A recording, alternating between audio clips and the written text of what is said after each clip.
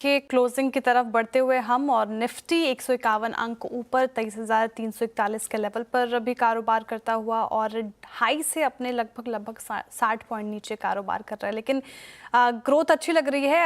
अनुज जी बताइए, आप क्या लग रहा है, स्ट्रैटेजी क्या कैरी करें यहाँ से?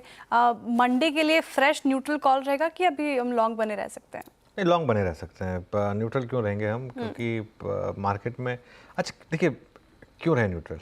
जी, मार्केट में मैक्सिमम क्या होगा, गैप डाउन हो जाएगा, कोई दिक्कत नहीं है, बाइंग आ जाएगी, नहीं तो फिर गैप अप होगा। अभी लोग मिस आउट कर चुके हैं इस रैली को। अब इतनी आसानी से ये मार्केट आपको बाय कराएगा। अब ये मार्केट ना आपको 23,500 पे बाय कराएगा। ये मार्केट आपको 24,000 पे बाय कराएगा। हो सकता है उसके बाद मार्केट स्लिप हो, लेकिन अभी ये मार्केट यहाँ नहीं रुकने वाला है। हाँ, वीकेंड है, इसके लिए आप एक चीज़ कर सकते हैं। आप वीकेंड है, इसके लिए 23,300 की पुट लेके चले जाएं, हेज कर लें अपने आप को। मंडे मॉर्निंग को आप खुलेंगे तो उसको निकाल दें, उसमें कोई दिक्कत नहीं है। कोई बहुत ज़्यादा उसका प्रीमियम नहीं है, थोड़ा एक इंश्योरेंस कॉस्ट समझ लें उसको।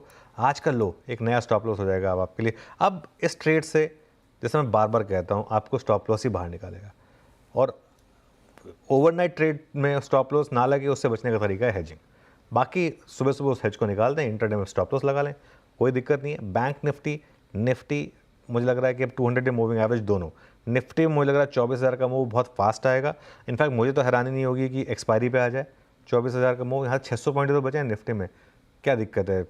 600 भी पूरे नहीं है, हाँ सॉरी 650 पॉइंट बचे हैं, आ सकता है। बैंक निफ्टी पर 51,000 का वो जो मेरा लॉजिकल टारगेट था पहला 50,000 का था, वो तो पूरा हुआ था। अब 51,000 का है, वो भी मुझे लग रहा है कि बहुत जल्दी आ सकता है। वो तो मुझे लग रहा है हो सकता है मंडे को ही आ जाए। आप एक बार स्टॉक्स देखिए जरा, बैंक निफ्टी देखिए आप किस तरीके से क्लोज दिखा रहा है। HDFC बैंक, ICICI बैंक, ये दो तीन स्टॉक्स देखिए। FIs ने अभी तो बाइंग करनी शुरू करी है, अभी तो उनको इस मार्केट में मोमेंटम उन्होंने स्निफ करना शुरू करा है। आपको याद है 2-3 महीने पहले कैसे हैंगसेंग चाइना एक महीने में 10% भाग रहे थे? हमारी मार्केट क्यों नहीं भाग सकती एक महीने में 10%? बिल्कुल। अगर पैसा आना शुरू हो गया हम भाग सकते हैं, हम 4% भागें। अच्छा, पता क्या होता है, हम कई बार नई चीज़ भूल जाते हैं।